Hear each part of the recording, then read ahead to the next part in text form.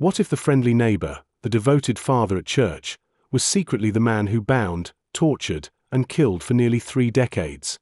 The story of the BTK killer, Dennis Rader, will make you shiver, as it reveals that evil can hide behind the most ordinary face. Welcome to Dark Radio. Tonight, we begin the journey into the twisted life of one of the most ruthless and deceptive serial killers in American history, Dennis Lynn Rader, the BTK killer. This is not just the story of a murderer. It is living proof that the face of evil can be hidden behind the mask of a father, a husband, a neighbor who seemed perfectly ordinary. Bind, torture, kill. 3 simple words that terrorized the city of Wichita, Kansas, for 3 decades. It wasn't just a name. It was his creed, his ritual, a deadly philosophy that turned his sexual obsessions and hunger for control into unspeakable horrors. To understand how a seemingly normal man could become a living nightmare, we must return to the very beginning, Dennis Rader's childhood. Dennis Lynn Rader was born on March 9, 1945, in Pittsburgh, Kansas. He was the eldest of 4 brothers, raised in a working-class family.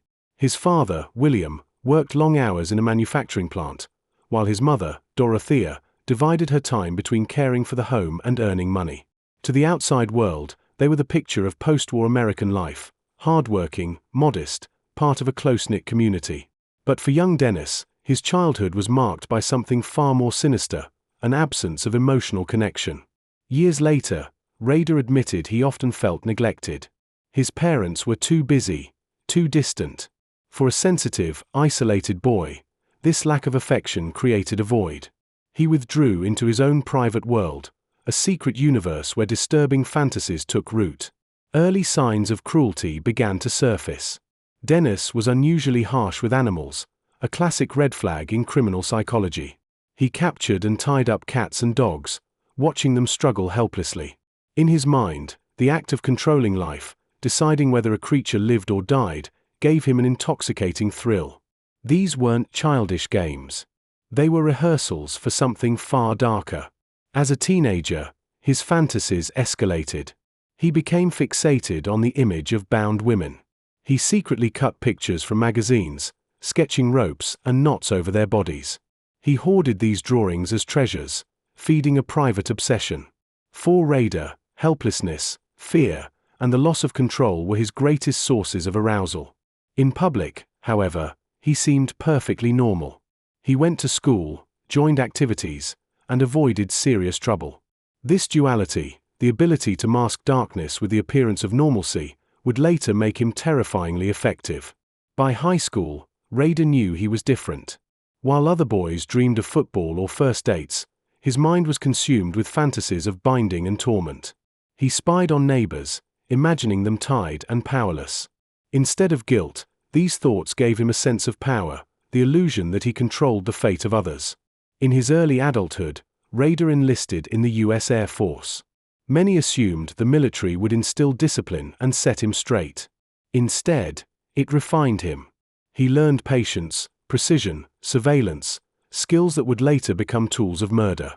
After leaving the service, he married Paula Dietz, a devout and gentle woman. They had 2 children and settled in Wichita. To outsiders, Dennis was the model family man. But behind closed doors, his obsessions thrived. Rader dressed in women's clothes, bound himself, and photographed his bizarre rituals. He kept meticulous notes, storing his fantasies like sacred records. It was a hidden world, one he could never share, but it was also the one that truly defined him. And as time passed, fantasy was no longer enough. The sketches, the ropes, the private rituals, they no longer satisfied him. He craved the real thing. He longed to watch a living, breathing victim struggle under his control.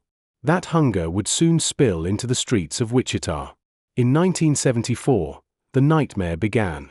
Wichita would never be the same. The BTK killings had started. As Dennis Rader entered adulthood, everything seemed perfectly normal on the surface. After returning from military service, he married Paula Dietz in 1971. Paula was devout, kind, and gentle. She believed she had found a stable, responsible husband. Together, they had 2 children, a son and a daughter. They built a quiet suburban life in Wichita, Kansas. The family attended church every Sunday, took part in community events, and presented themselves as the picture-perfect American family. But behind the calm exterior, Rader's secret obsessions grew stronger. He worked a series of jobs, first as a technician, then at a hardware store, and eventually as a compliance officer for the Wichita Housing Authority. This position gave him the small but satisfying authority to issue warnings, enforce rules, and peer into the private lives of others. To Rader, these glimpses of control were intoxicating. At the same time, he carefully crafted the image of a model citizen. He was a devoted church member, even serving as president of the church council. He joined Boy Scout activities with his son. To his neighbors, Dennis Rader was the ideal father, husband, and man of faith. Yet in secret, he was building a private empire of darkness. He kept a hidden stash of drawings, altered photographs, and detailed journals. In his writings, he referred to women as projects and his attacks as missions. He spent hours stalking potential victims, noting their routines, when they left for work, when they were home alone, which windows were unlocked. The act of planning was nearly as thrilling as the kill itself. For Rader, control and preparation were intoxicating forms of foreplay. He lived in two worlds. By day, he was the loyal husband, father, and community leader. By night, in his fantasies, he was the hunter. The sexual fixation with bondage and control never faded. He often tied himself up, wore women's clothing, and used a timer on his camera to photograph his secret rituals. These images were hidden away, paired with meticulous notes, a diary of crimes not yet committed. By the early 1970s, Rader began what he called projects, hunting for real-life victims. He cruised Wichita's neighborhoods, watching women, memorizing details about homes and routines. When he spotted a family that left their windows open or a woman walking alone, he marked them in his mental catalog. He called it Factor X, a dark force he believed compelled him to act. For Rader, murder wasn't merely a fantasy. It was a calling. Years later, he would describe it as an addiction. The longer he resisted, the stronger the cravings became. He needed to kill, to impose his absolute control on another human being. And in early 1974, his fantasies took shape. The Otero family, living quietly in Wichita, unknowingly became the target of his first project. Within days, the name BTK would be born, and the city would descend into fear unlike anything it had ever known. In the winter of 1974, Wichita, Kansas was a quiet city, until January 15th shattered that peace. Dennis Rader had chosen the Otero family as his first project. The Oteros were an ordinary, loving household. Joseph, 38, a former Air Force man, his wife, Julie, 34, and their two children, Joseph Jr., 9, and Josephine, 11. Rader had stalked them for weeks, recording their routines. On that fateful morning, he expected only Julie and the children to be home. But fate shifted. Joseph Sr. had stayed home due to an injury. Rader entered through the back door with a handgun. Calm and commanding, he herded the family into the living room, binding them with ropes. He told them he was just a burglar, that no one would be harmed if they obeyed. But in his mind, their deaths were already sealed. One by one, he executed his victims. He strangled Joseph Sr., ignoring the man's desperate struggle. Julie pleaded for her children's lives, but Rader silenced her too. He then turned to Joseph Jr., just 9 years old, choking the boy as he writhed in terror. Finally, he led 11-year-old Josephine to the basement, where he hung her by a rope, lingering to watch as life drained from her body. For lives ended that morning. Wichita had never seen such brutality. To investigators, it was more than murder. It was ritual. It was control. But for Rader, it was only the beginning. Less than 3 months later, on April 4, 1974, he struck again. His next victim was 21-year-old Catherine Bright. He broke into her home and waited. When Catherine arrived with her brother Kevin, Rader's plan unraveled. Kevin fought back fiercely. Rader shot him twice, assuming he was dead. But Kevin survived, and would later testify against him. Catherine, however, did not escape. Rader tied her up and stabbed her repeatedly until she collapsed. To him, it was another project, another test of his control. Two horrific crimes within 4 months sent Wichita into panic. The newspapers screamed of a sadistic killer, while families double-locked their doors and looked over their shoulders. The police, baffled, had no clear suspect. Meanwhile, Rader grew bolder. He began keeping souvenirs, underwear, trinkets, personal belongings. These trophies fed his fantasies long after the murders. Over the next few years, he continued his projects. His victims were often women living alone, caught off guard in their own homes. His methods were consistent: bind, torture, kill. Soon, a name emerged, one he himself had created: BTK. Bind, torture, kill. The city of Wichita became paralyzed with fear. Ordinary families lived under the shadow of a predator who seemed to strike at will. Every locked door, every darkened street carried the whisper: BTK could be anywhere. And Rader, behind his mask of normalcy, savored the terror he had unleashed. To him, it was proof of his superiority, his belief that the police would never catch him. After his first murders, Wichita was gripped with terror. Families locked their doors, bought guard dogs, and whispered about the faceless killer who could be anyone. But for Dennis Rader, the fear spreading through his city was exhilarating. It was proof of his power. But murder alone was not enough. Rader wanted recognition. He didn't just crave control over victims, he wanted to control the narrative itself. And so, he reached out to the press and the police. In October 1974, a reporter at the Wichita Eagle received a phone call. The anonymous caller directed him to a book at the public library. Inside was an envelope, a letter from the killer himself. In the letter, he described the Otero murders in chilling detail, information only the killer could know. And at the bottom, he signed for the first time, BTK. Bind them, torture them, kill them. It wasn't just initials. It was a manifesto. A brand. The police and press were drawn into his game. Newspapers published his words, turning him into a dark legend.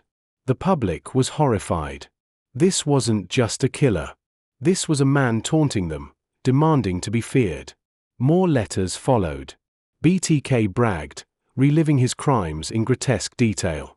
He compared himself to infamous killers like Jack the Ripper. He considered his murders artwork, and himself the artist. Detectives realized they were dealing with a patient, intelligent, and dangerous predator. But every time they closed in, BTK slipped away. He didn't kill in a predictable pattern. He sometimes disappeared for years, only to re-emerge with a new letter or body. In 1977, he struck again. Shirley Vian was murdered in her own home while her 3 children were locked in the next room, forced to listen in horror. Later that year, Nancy Fox was killed in her apartment. Afterward, BTK himself called the police, calmly giving them the address. His voice sent chills down the spine of every investigator. Each crime left Wichita shaken. The police were frustrated, the press sensationalized the mystery, and the public lived in paralyzing fear. And all the while, Dennis Rader walked freely among them, a husband, a father, a church leader, savoring the secret that he was also BTK, the monster haunting their nights. By the end of the 1970s, BTK had become a dark legend. No one knew who he was. No one knew when he would strike again. The only certainty was this: he was watching, he was planning, and he was enjoying the fear he had created. After the murder of Nancy Fox in 1977 and a handful of other victims, BTK seemed to vanish. Wichita police were left with nothing. No new killings with his signature. No letters. No calls. No trace. Over time, fear began to fade. Through the 1980s and 1990s, Wichita grew and changed. The name BTK became a dark memory, mentioned only in retrospective articles about unsolved crimes. People wanted to believe he was gone, dead, in prison, or living elsewhere. But Dennis Rader hadn't gone anywhere. He was still there, right in the heart of Wichita. For nearly 2 decades, he maintained his disguise: the devoted husband, the proud father, the city employee, the respected church council president. Behind closed doors, he never stopped indulging in his private rituals. He bound himself, dressed in women's clothing, photographed his bondage sessions, and preserved his collection of drawings, writings, and trophies from past murders. It was his private museum of horror. Yet as the years passed, something gnawed at him. BTK was fading from memory. His legacy of terror was slipping away. For a narcissist like Rader, that was unbearable. In 2004, 30 years after the Otero murders, a Wichita newspaper published a memorial piece. The article suggested BTK was likely dead or imprisoned. That single line reignited him. The idea that people thought he was gone enraged his ego. He had to prove them wrong. He had to remind Wichita, and the world, who he was. Later that year, the Wichita Eagle received a package. Inside were crime scene photographs of an old murder and a copy of a missing victim's driver's license. The message was clear: BTK was alive. More packages followed in the months ahead. Sometimes it was a crudely written account of his crimes. Sometimes it was a victim's personal belongings. Sometimes it was a cereal box left at a TV station, containing cryptic notes. Every delivery was a taunt, a reminder that BTK was still watching. The Wichita police and the FBI relaunched their investigation. This time, they had an advantage. Technology had advanced, and BTK was no longer an untouchable ghost. But Rader's arrogance blinded him. He believed he was still in control, smarter than the police, untouchable. In one of his letters, he even asked investigators if a floppy disk could be traced. Could they find him if he sent one?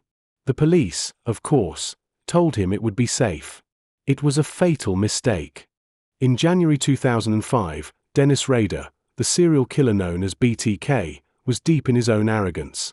After months of sending letters and packages to the press and police, he wanted to prove he was untouchable. In one message, he asked, "If I send you a floppy disk, can you trace it?" The Wichita police seized the chance. They publicly assured him it was safe. Convinced, Rader sent a purple floppy disk to KSAS-TV. Investigators analyzed the disk. Hidden in the metadata was a critical clue. The file had been created at Christ Lutheran Church, and the username read Dennis. For the first time in decades, they had a tangible lead. They focused on Dennis Rader, a city compliance officer and president of the church council. Everything fit. To confirm, detectives secretly obtained a DNA sample from his daughter, Kerry.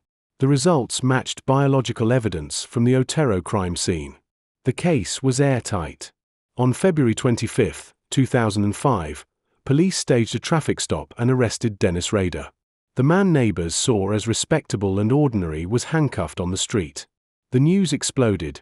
BTK, the phantom killer, was finally caught.